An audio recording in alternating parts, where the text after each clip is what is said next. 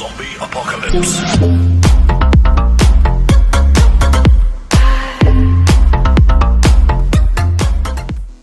Hey guys, Generation here. So we're coming at you with some Araquanid teams. Since we just got out of the bug out event, I figured everybody has a surplus of Dupite or candy, so you guys can build the bug type Bastiodon. We have Canine Bite here to help us out with a few different team builds. For Araquanid, these are some of the top teams used, and if you play them well, you will be able to grind and get good elo, hopefully legend. So our first team is Araquanid with Sableye and Stunfisk. Stunfisk covers a lot of the weaknesses of Araquanid, like your Altarias, your Skarmorys, and your Registeals. Sableye is just the best safe swap in the game, right? One of the best Pokemon in the game. So as you can see here, we're going up against a Registeel. Obviously, this is where you want your Stunfisk. Stunfisk absolutely destroys the Regi, which is nice. Let's see what we got here. This is a Walrein team. So Walreins are commonly paired with Trevenants. So that's kind of the team, or the team archetype that you're hunting here. You kind of want to, like if you're seeing a lot of the Walrein Trevcore in your meta or in your elo range, then this would probably be the better team choice.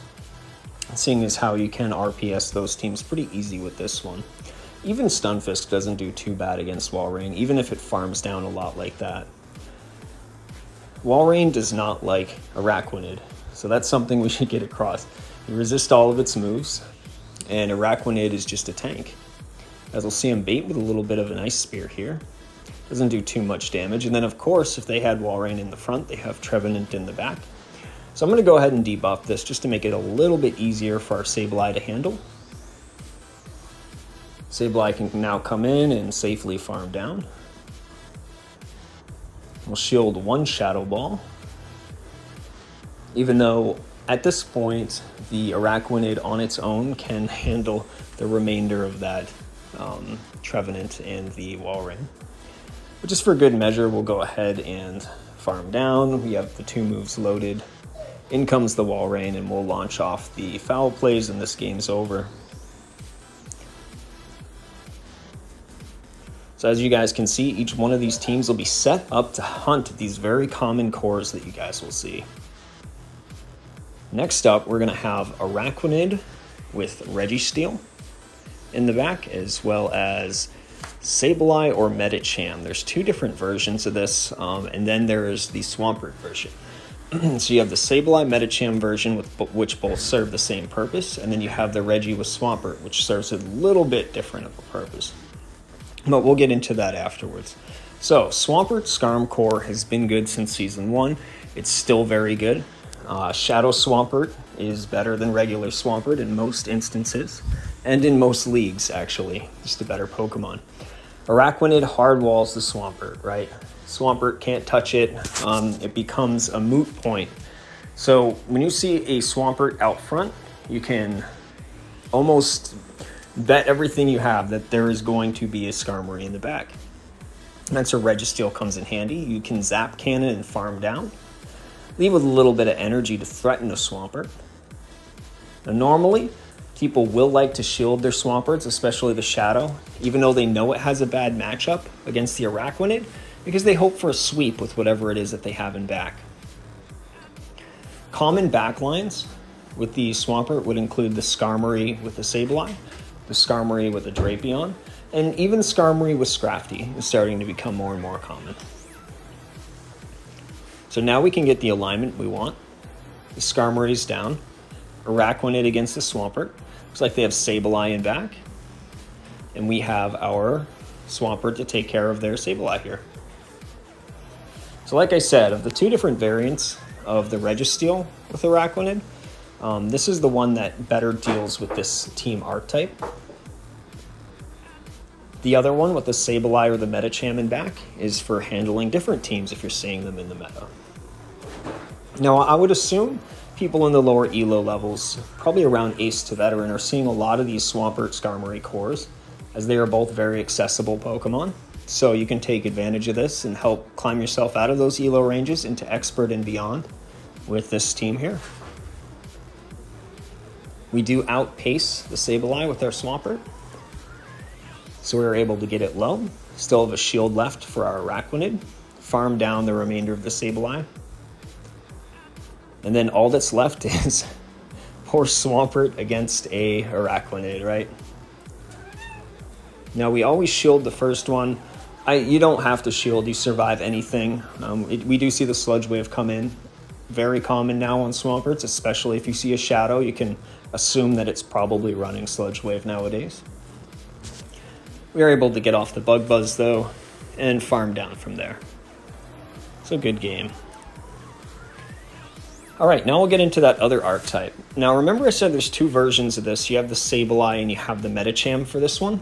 But the anchor's kind of the same. This hunts the Sableye lead teams. If you see a Sableye lead, there's a couple of different formulas for which Pokemon you can expect to see in back, and that depends on what you're seeing in the meta. But generally, you can assume that there's a Bastiodon and a Medicham in the back, right? Basti Medicham is just very common, very powerful, and it covers a lot of the things that you wouldn't want to see on the Sableye. So here we see the Bastiodon come in. We are able to answer with our Medicham in this instance. I run Pup Ice Punch with this exact team. I know it's not the recommended moveset, but with this team in particular, I do like having the Pup Ice Punch because it covers Altaria better.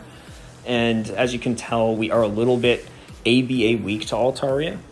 Most Araquanid teams are, unless you're using Araquanid as a safe swap.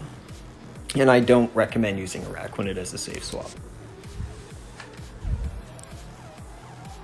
Alright, so we can safely go for these Ice Punches here.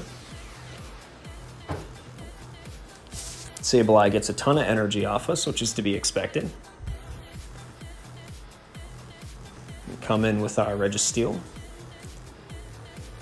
And Registeel is easily able to tank these foul plays. And there's their Medicham. So we come in with our Araquanid, and it's Araquanid's time to shine. I generally shield the first one, expecting the Psychic. I will build up to the Bug Buzz, and then I will throw Bubble Beam usually, just to debuff them. So there's the Bug Buzz. Now, even though Bug Buzz is neutral, it still hits Medicham for a whole heaping amount, and these Bug Bites are doing a lot of fast move pressure, so they are generally going to shield. Gonna throw the next Bubble Beam just to double debuff. Generally, your opponent will know that at this point that's not a Bug Bust, but the fast move pressure becomes so much at this point that they're gonna have to start shielding everything. Now, we don't have to shield this. Don't really have to shield much from here on out. He did pop though, so if he does build up the Psychic, which is right there, then we'll probably shield it just to mitigate the most amount of damage that could be done. There's the Psychic. Now here we could just Bug Buzz to kill. We go ahead and throw a Bubble Beam because of this Quetch of the Day from our opponent. Canine Bite makes a beautiful catch. I threw the Bubble Beam there just because their next move won't kill us, and 2 Bubble Beams would kill them. Or a Bubble Beam plus some Bug Bites. So it was just a safer play, just watching out for the catch. But anyway, that's some Araquanid gameplay, guys, and a few really good teams that work in the meta, and that work in different ELO ranges. This is definitely more of a high ELO range one, but the other 2 teams should work in Ace and Veteran to get you guys to Expert, Legend, and beyond. I love you guys. I hope you have a great rest of your day, and I hope that this helped you out. See you guys later.